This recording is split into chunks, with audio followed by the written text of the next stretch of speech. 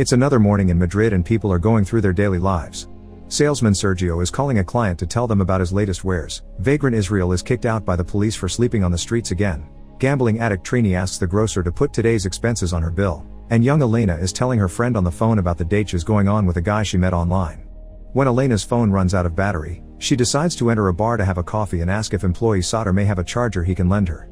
Right behind her, a coughing sick man also enters the bar and rushes to the bathroom, making owner Amparo angry because people are always using her bar's toilet without buying anything. Israel suddenly barges in as well because he knows Amparo will feed him for free, and his constant loudly quoting of the Bible is an annoyance for everyone there, including an impatient bank clerk, a street cleaner, and former cop Andres, but it doesn't seem to bother Nacho because he has his headphones on. Sergio and Trini come into the bar, and Trini is ready to spend all the money she has left on the bar's slot machine. When the bank clerk gets tired of waiting for his breakfast, he decides to leave without eating, but as soon as he steps outside, he's shot.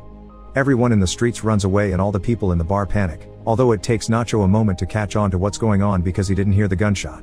There's no signal inside the bar, meaning they can't call the police, so the street cleaner decides to go out anyway. Unfortunately, while he's checking on the bank clerk, he's shot as well. Israel laughs and continues to quote the Bible as the others panic and throw themselves on the floor just in case. In fact, Israel wants to leave since he has church today, but Amparo convinces him to stay by offering him more food and promising to talk to the priest later.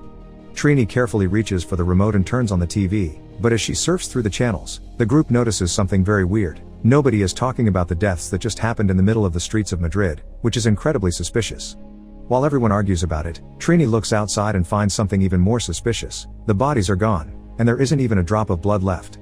They don't understand why somebody came by to pick up the bodies but didn't check on them, and the group tries to keep itself busy by watching TV or chatting while waiting for help. Soder begins throwing crazy theories around, wondering if this is a dream or if they've been abducted by aliens, or even the government. After Amparo slaps him to make him see sense, the group starts going over the facts. Elena thinks maybe the two guys were connected, but it doesn't sound likely for a street cleaner and a bank clerk. Sergio, on the other hand, realizes that maybe it's not a criminal who is doing the shooting, it's the police. They may have received a tip-off saying an important criminal is inside the bar, but they don't know who it is, so they shoot anyone that comes out. If it's someone very dangerous like a terrorist carrying a bomb, they can't risk letting them out. It would explain why the area has been evacuated and why the cops aren't bursting in to catch them. As everyone discusses this theory, Nacho decides to hide his bag before they find it suspicious, but he's caught red-handed. Sergio and Andres hold Nacho while Soder grabs the bag, but he doesn't dare to open it.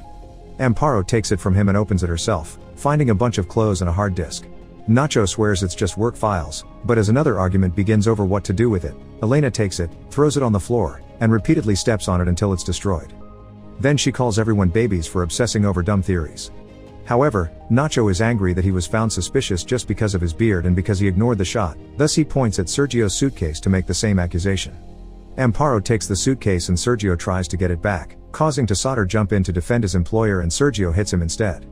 Startled, Andres takes out a gun to make him stop, and everyone is so shocked that Israel takes the chance to steal the suitcase. After quoting the Bible again, he opens it, only to reveal a bunch of lingerie. That's the product Sergio sells. At that moment, a weird noise comes from the bathroom. They had forgotten about the sick man. The door is locked, so Andres shoots it to open it, and they find the man on the floor bent over the toilet with bleeding ears and a weird-looking syringe next to him. Suddenly, another noise gets their attention, this time coming from the streets. It's a truck carrying special masked agents that ignore the group's cries for help and instead pile up tires outside the bar to then start a fire. This fire lets out a heavy dark smoke that appears on TV. The news anchor talks about a big fire in the middle of Madrid, so the group realizes this has been started by the government to cover up the killings. The sick man then comes out of the bathroom in a terrible condition. He drops his phone and tells them don't touch me before he falls to the floor and dies. Nacho grabs the man's phone and by looking at the pictures, they find out he belonged to the military and used to work in Africa. The pictures also show a group of men wearing hazmat suits. Now everything is clear. This man has brought a deadly disease with him. That's why the area has been evacuated and anyone from the bar is shot. Most likely, all of them are already infected, and the government is covering it all up. Thinking they're going to die, everyone goes back to trying to keep themselves busy while waiting, and Israel prepares the sick man for funeral prayers, which includes putting coins over his eyes. Elena and Nacho have the sick man's phone, which only has 10% battery left, and they decide to try to find a signal. Nacho manages to do it by standing on a chair near a higher part of the bar ceiling, so he calls a coworker to explain the TV is lying. Thinking Nacho's not being urgent enough, Soder takes the phone from him and begins desperately yelling for help, which makes the coworker think it's a prank and hang up. Nacho doesn't think there's enough battery left for another call, and the two men begin fighting over the phone until the chair breaks and they fall, pushing everyone back in the process. This makes Trini hit the slot machine and hit jackpot, getting it to expel a bunch of coins that Israel begins picking up. Andres wants a turn with the phone next, but Amparo warns him not to touch it because it used to belong to the sick man. In fact, Amparo wants everyone that touched the sick man to stay away from her. Andres and Sergio agree with her, thinking precautions should be taken, so they run away from the group that did touch him to hide with Amparo behind the counter. Elena thinks this is ridiculous because they've been together for hours now, and they've all touched each other, but the trio is firm on their decision. In fact, Andres threatens them with his gun to make them go down the storeroom and take the sick man's body with them. Nacho doesn't want to go but changes his mind when Andres shoots the slot machine to show how serious he's being. Israel is taking his sweet time as well, too busy quoting the Bible, thus Amparo convinces him to go by giving him 2 bottles of alcohol. Inside the dirty old storeroom, the group chats to pass the time, but Trini is claustrophobic and starts to panic. She climbs the stairs and begins hitting the door to no avail, and in her desperate flailing, she accidentally hits a box of bottles, breaking them. Nacho notices that there isn't a pool of liquid forming, which means there must be a drain that they managed to find after moving some stuff aside. After they remove the lid, they discover it's connected to the sewers and not very deep, so Israel volunteers to go down there. He takes off his clothes and leaves his bag of coins behind before covering his body with oil, then he attempts to go down the drain. No matter how hard the others help him by pushing though, the space is too narrow for Israel and now he's stuck. Suddenly, they hear noises coming from upstairs. It seems a group of people has entered the bar and is shooting Amparo, Andres, and Sergio. Then, they notice the temperature getting warmer and smoke coming from the door. A fire has been started inside the bar to disinfect it. At this rate, they'll suffocate soon, so Elena, Nacho, and Sauter put their strength together to get Israel out of the drain in order to allow air to come in from the sewers. Trini's going through another anxiety attack and tries to open the door, getting her hands burned in the process. They cover her burns with oil and wrap her hands with toilet paper while waiting for things to calm down. Once they don't hear any more noises upstairs, Nacho opens the door with a broom and finds the burnt bar but no sign of the bodies. The door has been taped out by the agents, meaning they can't see what's going on inside. The group decides to come out of the storeroom and Nacho finds Andres' gun, so he hides it in his pants even if the warm metal burns his skin. Trini wants to go outside and ask for help, but Nacho reminds her that revealing their presence will only get them killed.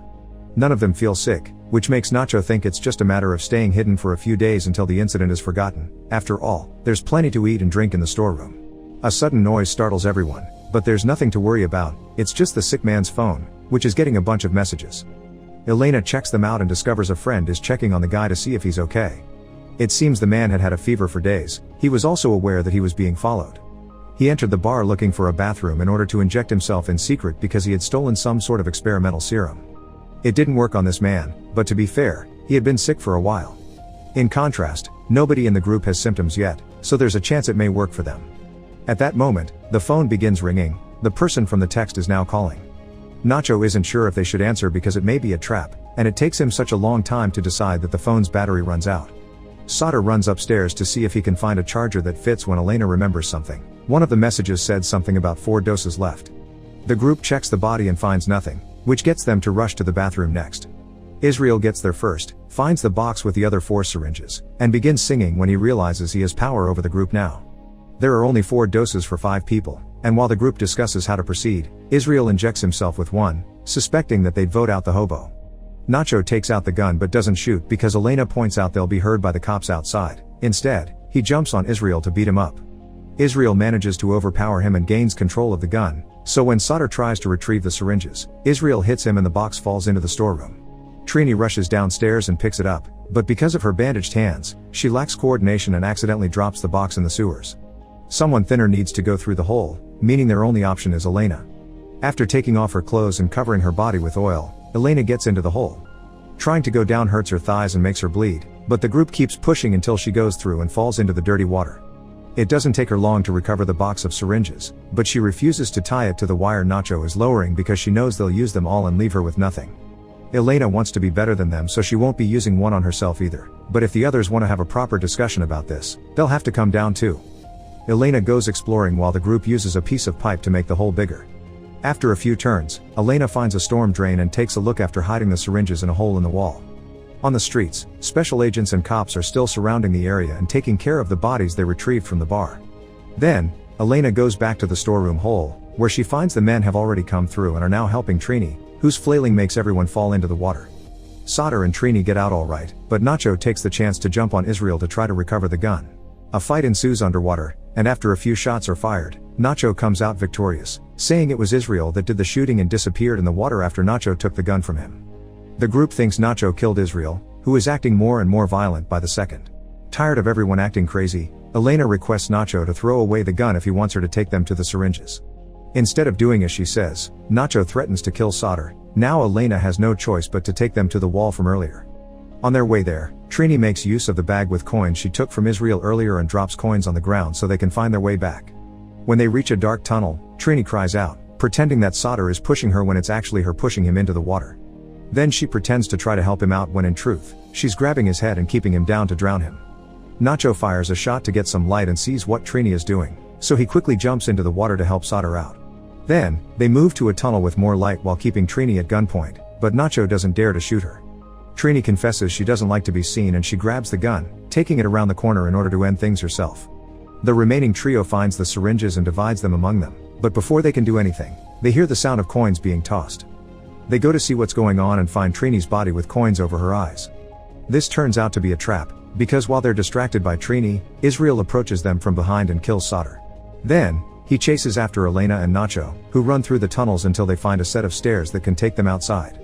As they climb up, Elena trips and loses her syringe, and Nacho is grabbed by Israel. Seeing as there's no escape for him, Nacho gives Elena his syringe and lets go of the stairs, making both men fall and die. Crying, Elena injects herself, then pushes the manhole lid at the end of the stairs until she manages to move it and get out.